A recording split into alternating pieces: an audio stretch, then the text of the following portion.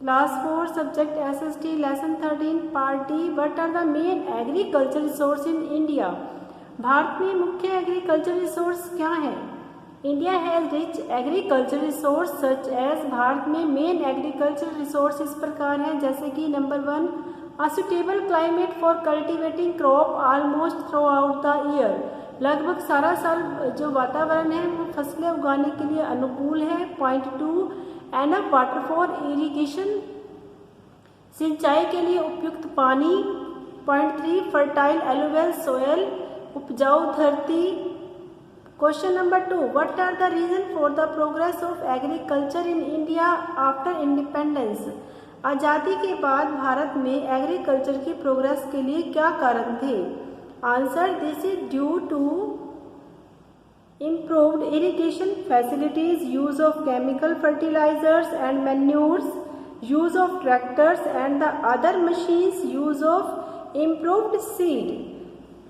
ऐसा जो है इरिगेशन फैसिलिटीज़ को इम्प्रूव करने से, केमिकल फर्टिलाइज़र का प्रयोग करने से, खाद का प्रयोग करने से, ट्रैक्टर्स का प्रयोग करने से और दूसरी मशीन्स और इम्प्रूव्ड सीड का प्रयोग करने से ये सब इम्प्रूव हुआ है।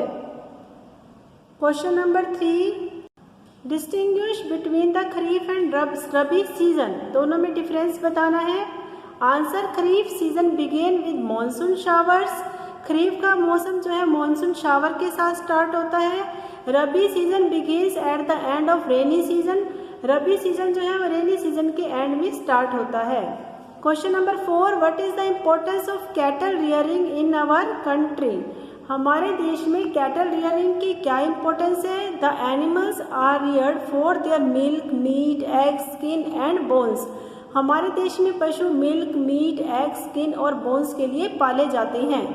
Name the varieties of fish caught in India, Bharat में किस प्रकार की वैरायटी की फिश पकड़ी जाती हैं? The main varieties of fish caught in India are, Bharat में इस प्रकार की जो फिश है वो पकड़ी जाती हैं salmon, mackerel and trout. Class part D learn and write है।